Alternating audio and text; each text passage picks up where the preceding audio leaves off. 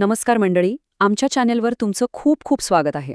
आज आपण एक असं स्किल शिकणार आहोत ना, जे प्रत्येकासाठी, खास करून जे HR किंवा अकाउंट्समध्ये आहेत, त्यांच्यासाठी खूप महत्त्वाचं आहे. असं झालंय का कधी की तासनतास पगाराची आकडेमोड करत बसला आहात आणि मग शेवटी कळतं की अरे देवा, एक छोटीशी चूक झालीये? काळजी नका करू, हे जवळपास सगळ्यांसोबतच होतं. पगारपत्रक बनवणं हे खरंच एक मोठं आव्हान वाटू शकतं, पण म्हणूनच आम्ही मदतीसाठी आलो आहोत. चला तर मग, हे जे काय क्लिष्ट काम आहे ना, त्याला एका सोप्या स्टेप बाय स्टेप प्रक्रियेत बदलून टाकूया. आपण अगदी शून्यापासून म्हणजे अगदी सुरुवातीपासून सुरुवात करणार आहोत. चला तर मग, कामाला लागूया. कोणत्याही चांगल्या शीटचा पाया म्हणजे तिची रचना. त्यामुळे आपली पहिली आणि सगळ्यात महत्त्वाची पायरी आहे सॅलरी शीटसाठी एक मजबूत रचना तयार करणे. ओके, तर आता एक्सेल उघडा आणि माझ्यासोबत हे रकाने तयार करा. Employee ID, employee name, basic salary, HRA, DA, other allowance, gross salary, PF deduction, tax deduction आणि सगळ्यात शेवटी नेट सॅलरी. आणि हो, एक छोटीशी टिप, हेडिंग्स बोल्ड करा आणि बॉर्डर्स टाका. एकदम प्रोफेशनल दिसतं. छान, आपली रचना तयार आहे. खरी मजा तर आता सुरू होणार आहे. आता आपण एक्सेलला आपल्यासाठी काम करायला लावणार आहोत. आपण काही सोप्या सूत्रांचा वापर करून सगळी प्रक्रिया ऑटोमॅटिक करणार आहोत. सुरुवात करूया HRA ने. HRA म्हणजे हाऊस रेंट अलाउन्स. समजा तो मूळ पगाराच्या 20% आहे. तर एक्सेलमध्ये आपल्याला टाईप करायचं आहे C2 × 20%. इथे C2 म्हणजे आपल्या बेसिक सॅलरीचा सेल. सोपा आहे ना? आता पुढे आहे DA म्हणजे महागाई भत्ता. हा आपण 10% घेऊया.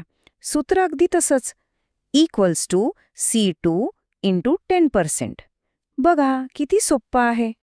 आता सगळ्या भत्त्यांना एकत्र करून ग्रॉस सॅलरी काढायची वेळ आली आहे. म्हणजे कोणतीही कपात होण्याआधीची एकूण कमाई. यासाठी फक्त आपल्याला बेरीज करायची आहे C2 + D2 + E2 + F2. कमाई तर झाली, आता वळूया कपातीकडे. पहिली आहे PF म्हणजे प्रॉव्हिडंट फंड. ही एक प्रकारची बचतच असते. आपण उदाहरणासाठी मूळ पगाराच्या 12% घेऊ. तर सूत्र आहे C2 × 12%. आणि दुसरी महत्त्वाची कपात म्हणजे टॅक्स. आपण हा ग्रॉस सॅलरीच्या 5% धरूया. एक गोष्ट लक्षात ठेवा, हे फक्त एक उदाहरण आहे. खरे करदर वेगळे असू शकतात. तर याचं सूत्र असेल G2 × 5%. आणि आता तो क्षण ज्याची सगळेजण वाट पाहतात, नेट सॅलरी म्हणजे हातात येणारा पगार. यासाठी आपण ग्रॉस सॅलरीमधून सगळ्या कपाती वजा करू. सूत्र आहे G2 - H2 + I2. झालं, आपलं कॅल्क्युलेशन पूर्ण. वा, आपल्या शीटचं इंजिन म्हणजे आपली सगळी सूत्र आता तयार आहेत. पण गाडी धावण्याआधी तिला चांगलं दिसणं पण महत्वाचं आहे, बरोबर ना? चला, आता आपल्या शीटला एक प्रोफेशनल लुक देऊया. आता बघा एक्सेलची जादू. एका कर्मचाऱ्यासाठी लावलेली सगळी सूत्र निवडा आणि त्या सेलच्या कोपऱ्यातला छोटा चौकोन आहे ना, त्याला पकडून खाली खेचा आणि बूम! एका झटक्यात तुमच्या सगळ्या कर्मचाऱ्यांचा पगार तयार. आणि आता हा फरक बघा. साधे आकडे आणि रुपये चिन्ह, कॉमा वापरून नीट फॉर्मॅट केलेले आकडे, किती मोठा फरक पडतो ना. यामुळे तुमचं काम लगेचच जास्त प्रोफेशनल आणि वाचायला सोपं दिसतं. ठीक आहे, बेसिक तर झालं. पण आता तुमच्या सॅलरी शीटला एका सामान्य शीटवरून एक स्मार्ट शीट बनवण्यासाठी तयार आहात का? चला, काही प्रो टिप्स पाहूया. तुमच्या पगारपत्रिकेला नेक्स्ट लेवलवर न्यायचंय? तर ह्या 2 प्रो टिप्स बघा. कंडिशनल फॉर्मॅटिंग वापरून तुम्ही एका नजरेत जास्त आणि कमी पगार ओळखू शकता. आणि फ्रीज पेन्स वापरलं की कितीही खाली स्क्रोल करा, तुमचे हेडिंग्स जागेवरच राहतील. हे सगळं तर आपण शिकलो, पण ह्याचा खरा उपयोग कुठे आणि कसा होतो? चला बघूया की हे एक साधनचं वाटणारं कौशल्य तुमच्यासाठी किती महत्त्वाचं ठरू शकतं.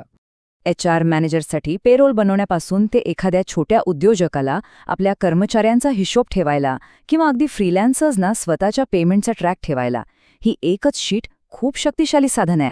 तर मग आज आपण काय मिळवलं? आपण एक अशी सिस्टीम बनवली आहे जी पगाराची गणना ऑटोमॅटिक करते, आपल्या हातून होणाऱ्या चुका जवळजवळ शून्य करते आणि आपल्याला एक प्रोफेशनल, विश्वासार्ह वेतन प्रणाली देते. आज आपण एक्सेलच्या दुनियेत एक खूप महत्त्वाचं पाऊल टाकलंय. पण हा प्रवास इथेच थांबत नाहीये बरं का. जरा विचार करा, तुम्ही अशी शीट बनवू शकलात तर जी कर्मचाऱ्यांच्या कामगिरीनुसार बोनस आपोआप टाकेल. हे सगळं शक्य आहे VLOOKUP आणि IF सारख्या फंक्शन्समुळे. मग तयार आहात का पुढच्या आव्हानासाठी?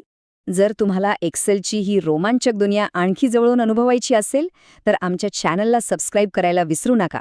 आणि हो, जर आजचं मार्गदर्शन उपयुक्त वाटलं असेल तर एक लाईक तर बनतोच आणि आपल्या मित्रांसोबत शेअर नक्की करा. पुढच्या वेळी आपण आणखी प्रगत फंक्शनसह भेटूच. तोपर्यंत आज जे शिकलात त्याचा सराव करत रहा, कारण प्रॅक्टिसनेच माणूस परफेक्ट होतो. धन्यवाद.